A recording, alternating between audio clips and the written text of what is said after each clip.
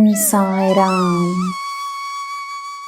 8, 17, 26 ಈ ತಾರೀಕುಗಳಲ್ಲಿ ಹುಟ್ಟಿರೋರಿಗೆ ನಂಬರ್ 8 ನಿಮ್ಮ ನಂಬರ್ ಆಗಿರುತ್ತೆ. ಈ ವರ್ಷ 2024 ಇದನ್ನು ನೀವು ಟೋಟಲ್ ಮಾಡಿದ್ರೆ 2 + 0 + 2 + 4 8ಗೆ ಸೇರುತ್ತೆ. 8 ನವಗ್ರಹದಲ್ಲಿ ಶನಿ ಮಹಾತ್ಮರಿಗೆ ಸೇರಿರುವ ನಂಬರ್ ಆಗಿದೆ.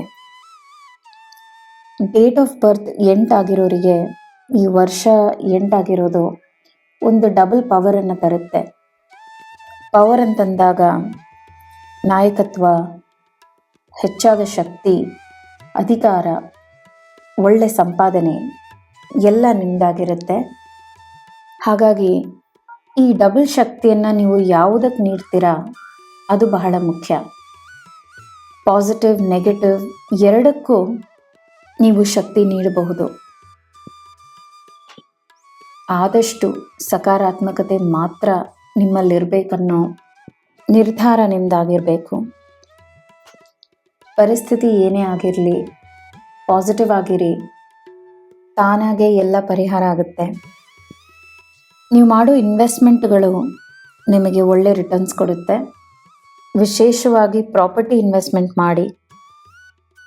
ನಿಮ್ಮಲ್ಲಿ ಕೆಲವರು ಜಾಬ್ ಚೇಂಜ್ ಮಾಡಬೇಕು, ಜಾಬ್ ತೊಂದರೆ ಆಗ್ತಾ ಇದೆ, ಸಂತೋಷ ಇಲ್ಲ, ಕೆಲಸ ಬದಲಾಯಿಸಬೇಕು ಅಂತಿದ್ರೆ ಖಂಡಿತ ಮಾಡಿ. ಬಿಸ್ನೆಸ್ಸಿಗೆ ಒಳ್ಳೆಯ ಸಮಯ. ಬಿಸ್ನೆಸ್ ಶುರು ಮಾಡಬೇಕು, ಹೊಸದಾಗಿ ಶುರು ಮಾಡಬೇಕನ್ನೋರಿಗೂ 2024 ಒಳ್ಳೆಯ ವರ್ಷವಾಗಿರುತ್ತೆ.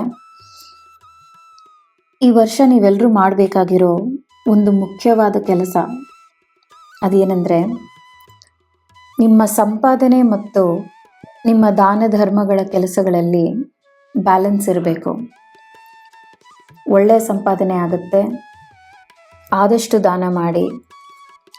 ಚಿಕ್ಕ ವಿಷಯಗಳೇ ಆಗಿರಬಹುದು, ಆದರೆ ಬೇರೆಯವರಿಗೆ ನೀವು ಅದೆಷ್ಟು ಸಹಾಯ ಮಾಡ್ತೀರಾ, ಎಷ್ಟು ನೀಡ್ತೀರಾ ಅನ್ನೋದು ಬಹಳ ಮುಖ್ಯ. ನಿಮ್ಮ ಕೋಪ, ಆತಂಕ ಇವೆಲ್ಲ ಸ್ವಲ್ಪ ದೂರ ಇಡಬೇಕಾಗುತ್ತೆ. ನಿಮ್ಮ ಮಾತಿನಲ್ಲಿ ಒಂದು ನಮ್ರತೆ ಖಂಡಿತವಾಗಿಯೂ ಇರಬೇಕಾಗುತ್ತೆ.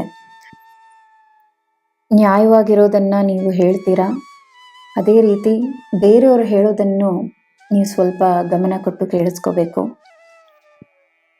ನಿಮ್ಮಲ್ಲಿರೋ ಶಕ್ತಿ ಎಲ್ರಿಗೂ ಅರ್ಥ ಆಗುತ್ತೆ, ಆದರೆ ನಿಮ್ಮಲ್ಲಿರೋ ನಮ್ರತೆ ಅದನ್ನು ನೀವು ತೋರಿಸ್ಕೋಬೇಕಾಗತ್ತೆ. ಆದಷ್ಟು ನಮ್ರತೆಯಿಂದ ವರ್ತಿಸಿ. ನಿಮ್ಮ ಮಾತುಗಳಲ್ಲಿ ಸಿಹಿತನ ಇರಬೇಕಾಗುತ್ತೆ. ಆರೋಗ್ಯದ ವಿಚಾರದಲ್ಲಿ ನೀವು ಸೇವಿಸೋ ಆಹಾರದ ಮೇಲೆ ಸ್ವಲ್ಪ ಗಮನ ನೀಡಬೇಕಾಗುತ್ತೆ. ನಿಮ್ಮ ಕುಟುಂಬದಲ್ಲಾಗಲಿ ಸ್ನೇಹಿತರಲ್ಲಾಗಲಿ ತಪ್ಪು ಮಾಡೋರನ್ನ ಕ್ಷಮಿಸಿ, ಸಂಬಂಧಗಳನ್ನು ಬೆಳೆಸಿ. ಆದಷ್ಟು ಧ್ಯಾನ ಮಾಡಿ. ಧ್ಯಾನ ಮಾಡೋದು ನಿಮಗೆ ಕಷ್ಟ ಆಗ್ಬೋದು, ಆದರೆ ಖಂಡಿತ ಪ್ರಯತ್ನಿಸಿ. ನಿಮ್ಮ ಮನಸ್ಸನ್ನು ಶಾಂತವಾಗಿಟ್ಕೊಳ್ಳೋದು ಬಹಳ ಮುಖ್ಯ.